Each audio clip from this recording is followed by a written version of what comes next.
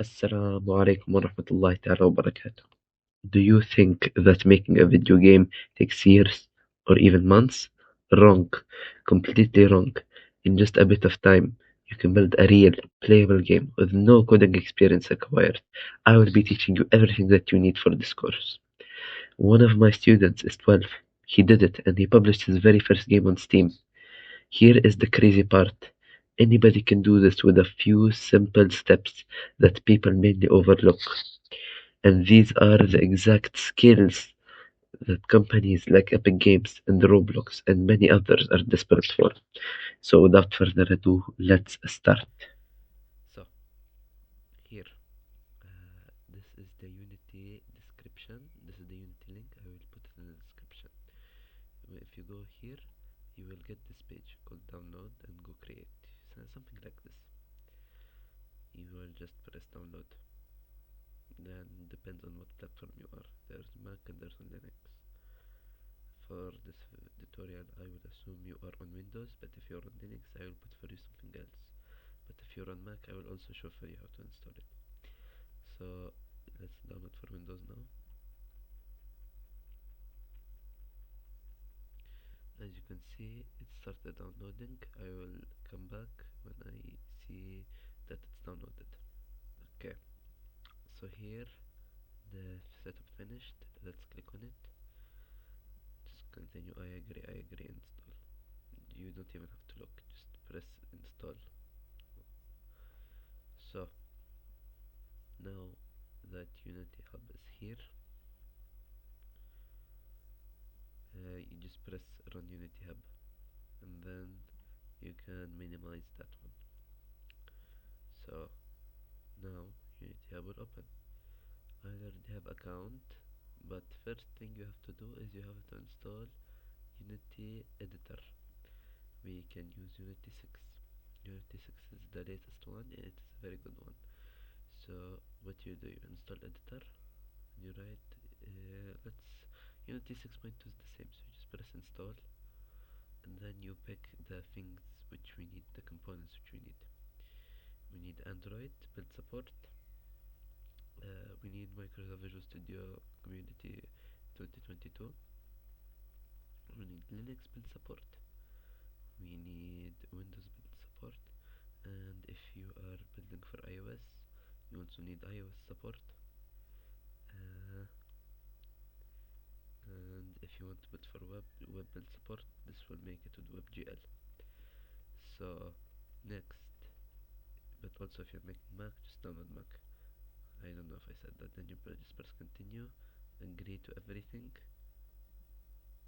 and wait until it finishes. After Unity has finished installing, you're obviously going to need a Unity account. I should have said this before, but you need a Unity account before you enter Unity Hub. So I'll show you how to make one now. So you press this person icon, sign in or create Unity ID. Then you press new to Unity, create an account. Then you use the email that you never used before or your current email. I will use the email that I never used before for Unity. I will put, for example, let's just say I will put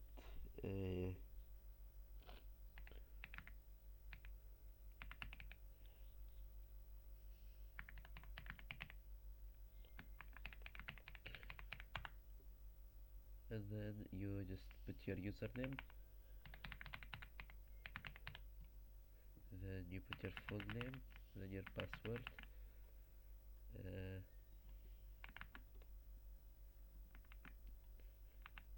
so then you just press sign up,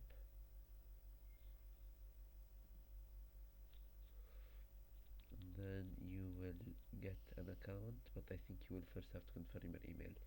Yeah, you confirm the email and your account is ready. So then you're going to need a Unity license. How you're going to get this license? Just go into licenses and then add the license. Then you just say get free person license, agree, and then you have your license there. So your light is ready and everything is ready. Now you can start working on the project. Add new project and then just press core. Don't worry about all of those. These are, we can use it later. So you can use Universal 3D or Universal 2D. These are the ones that are new. The other ones here, as you can see, they are how to say, they're outdated.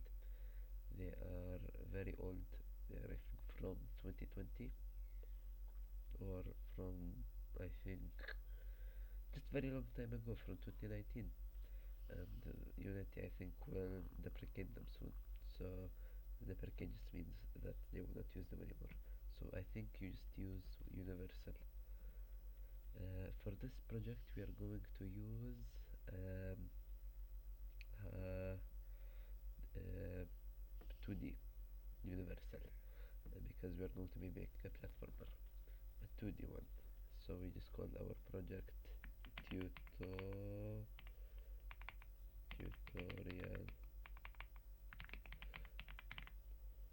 and then we can just set it wherever.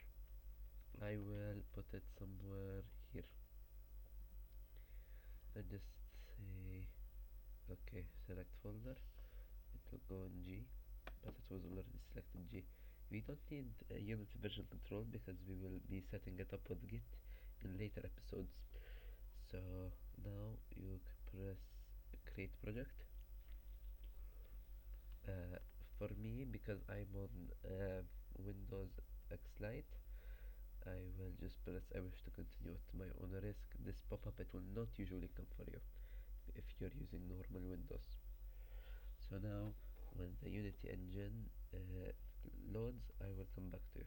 So now we are in the editor. So what we are going to do now, we are going to try to learn the how the editor looks like and how you're going to use it.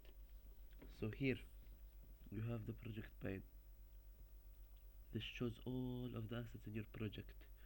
So for example, if you go into your project file, you will see many things. You will see a various config file and a solution file. If you go into assets, you will see everything that you see here. So that is the project pane. I think it's very easy to understand. If you don't understand it, don't feel free to write in the comments, I will answer you. Then here you have the console. This is used for debugging purposes when you are programming. So for example, I will run this project. For now nothing will happen because we still have not programmed anything. And then if you look here, we have the hierarchy. Basically the hierarchy system, there is parents and there is children. So now you see the camera is an object on its own. We will put global light 2D under main camera. Global light 2D now is a parent, is a child of main camera, and main camera is a parent of global light 2D. So remember this, the parent is this, and then the child is this. This is how we usually refer to them in Unity. Then here we have the two views. We have the scene view and the game view. These two views, I will show you how they're used. So now in the scene view, in the hierarchy, let's create a new object. Let's say that this is a sprite. Let's make it a square. You see now it is in the game view. Let's reset the transform. Now let me explain to you what is the inspector. The inspector basically keeps all of the properties in one place. So for example, in Unity we have a system of components. So now if the transform, it is a component. The transform is measuring x, y and z. Right. X is this position, y is this position, and z is this position, because we are now, as you can see, on a grid. So if we move around this box which we have created, or the square, you can see that the x and y are changing, but the z is not. This is because we are in 2D space, we are not in 3D space. 3D space, maybe I will make a different video on it when we are making it a 3D game. So now you see we are moving it by how we are doing it. We are dragging, we are holding the square which we have created and just dragging it from the center. This, you see this circle, this is called the center of mass, so we are just dragging it around. Great, now let's reset the transform. You just right click on the transform, reset property, position. There everything is صفر صفر صفر, يعني 0 0 0. Sorry that I spoke in Arabic. So now we have our square moving around. In the main camera, the camera component and the audio listener component and a script for additional camera data. This is new in the later systems. If you were working with Unity before, which I don't assume you are, we have the new input system as default. I am very new to this system because I was using Unity 2020. Just decided to use Unity 16 now. Um, so I am still getting used to the new input system. Uh, for me it's working so far. It's a good system in my opinion. And yeah, this is the input system and this is the camera. The camera component, it is used for a lot of things. It is used for post-processing, which I think we will cover in later points, in later series of the video. The stack, this is just a stack of cameras, additional cameras. And then the environment, this is the environment we are seeing in the game scene, the game view. So for example, if we change it to black or to white, it is visible here.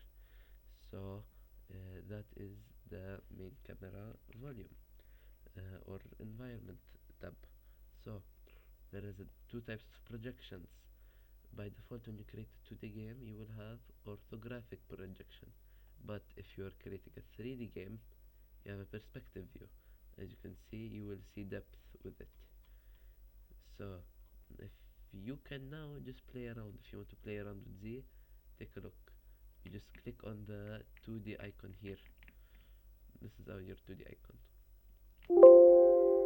So you can, if you want to play around with the forward of the square, just press on the square and drag the arrows. So now it will be near or far depending on how you put it.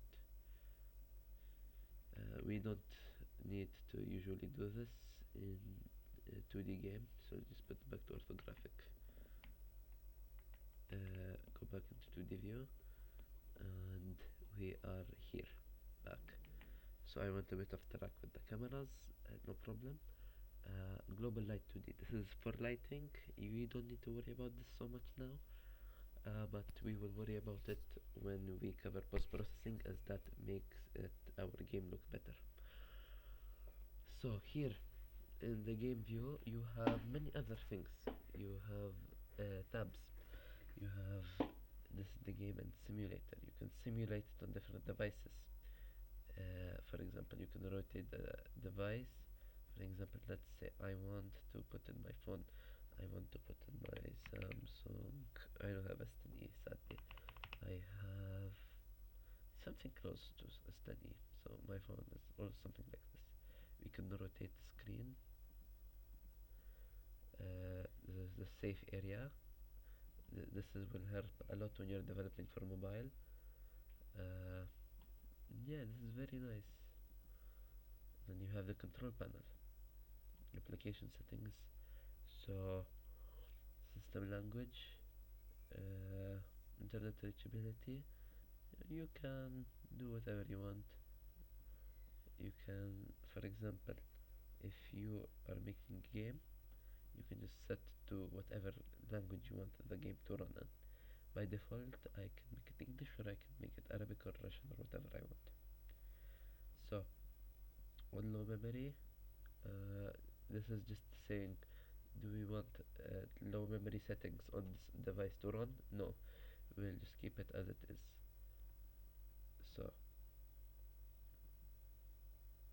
don't want it to run, so we just keep it like this. So we went a bit off track. Let's continue into the game. So here we have aspect ratio. We have a 16 by 9 ratio and we have a 16 by 10 ratio.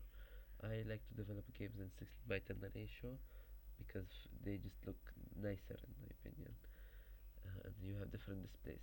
So for example, now we have different settings in Unity also for how we're playing. So if we want to play maximized, we can we it will load up like this. The game will be in full screen in the aspect ratio that we selected. If we can also select focused.